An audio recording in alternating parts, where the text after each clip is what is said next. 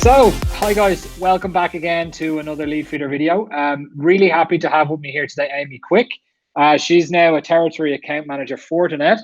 I needed to have a quick look at my notes here because Amy's literally just after jumping positions. So that's why, if you excuse me, just looking to the side there. She's also the co-founder of Five on Friday. Amy put out a social post there last week after I spoke with her on a webinar about me calling a social influencer, which I believe she is. That she was blushing a little bit around that, but she's very modest. I also see Amy as a great social influencer on LinkedIn, and I'm really excited to hear what her sales tips are going to be for people out there at the moment. But Amy, do you want to give us a little bit of background on yourself, what you do, what makes you tick? Tell us a little bit about Five on Friday and also about your new role. Yeah. Well, thank you. Appreciate you making me blush again this early in the morning. I won't throw you under the bus for that, Andy, I promise. But yeah, so I have had a very eclectic background in sales. I started in the customer service world and then transitioned over to sales. So my career was probably 6 years in customer service before I ever hit a sales floor or hit a sales phone. So and I've done a little bit of everything. I mean, I've done showroom sales or B2C, and I've also done inside sales, SDR stuff. I've worked strategic accounts kind of as a CRM type of role, a CSM type of role. And I've also done all executive level sales. So I've kind of run the full gamut of different sales roles that you could hold and positions, and I've sold in a multitude of different industry verticals. So I feel like I've seen a lot and I've grown a lot in 15 years of doing this. And if I can help someone else a little bit with strategizing or maybe tweaking something they're doing, I'd love to be able to do that.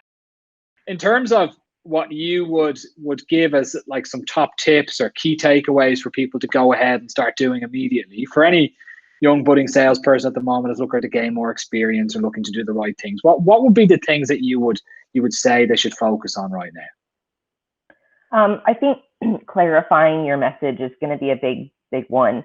There seems to be a lot of chatter about that, and I'm specifically talking in the realm of how to clarify your message and what you're saying to executives.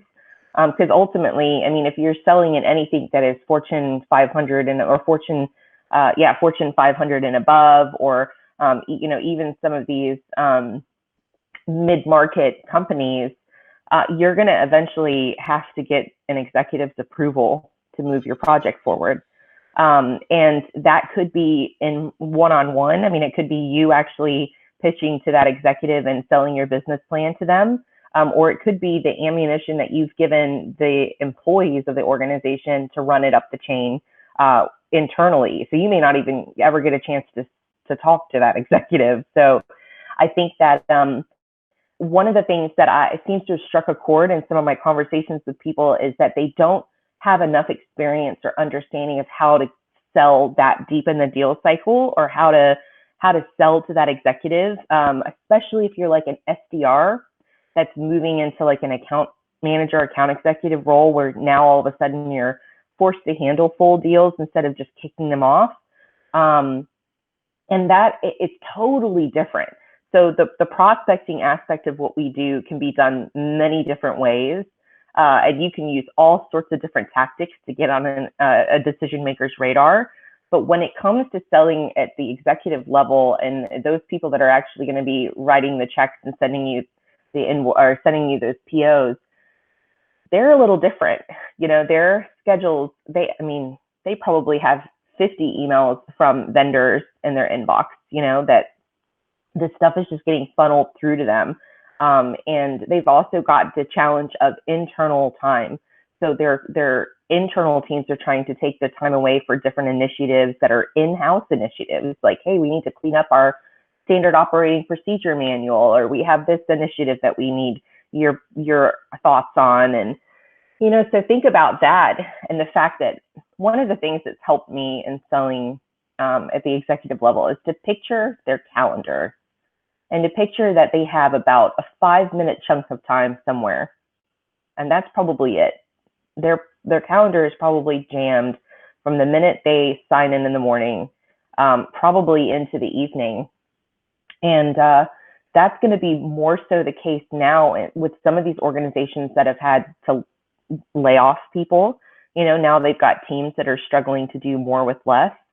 And those executives and decision makers are going to be absolutely swamped. But with that being said, all will block off time for projects. Like, I need to focus on this thing for 30 minutes today. And I know from just past history that if they're going to carve off time to talk to someone, it's going to come out of those little chunks of internal time that they have scheduled for themselves personally. So if you look at it from that context and you realize that that's the time you're asking them for, you have to say to yourself, what do I need to say or do that's going to bring the most value and not piss them off in the process because I'm taking away this snippet of time that they have. So Lisa had a sales rep come in, and he pitched and had done no research. He was very, very ill prepared. He wasn't bringing any sort of value forward right at the front. And she was so frustrated by it that after 7 minutes, she kicked him out of her office. And I thought, gosh, 7 minutes. Let's think that we can get like 30 minutes or an hour, but 7 minutes and that guy was done.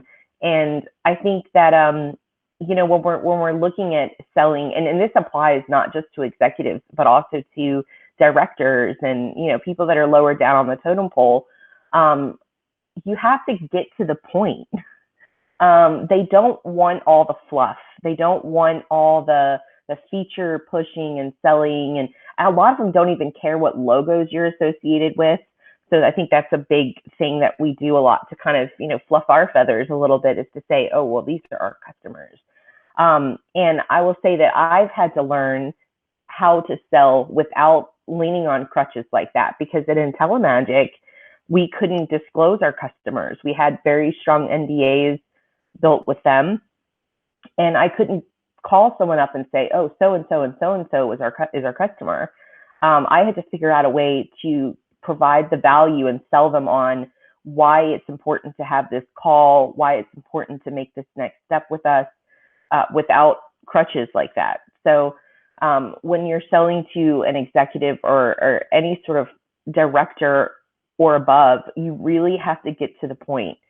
And that means going straight at, okay, I already know that they have a cost optimization initiative, or they're in cost cutting mode, or, I've kind of learned what pains as an organization they have from having conversations with some of the technical team and some of the decision makers or my champions that I've been working with. I'll call like 20 people in the organization, whether or not they're relevant to that particular role, but I can carve off intel from all of these little conversations I have and get myself prepared so that when I'm in front of that executive, I can tell them stuff they don't even know about their business.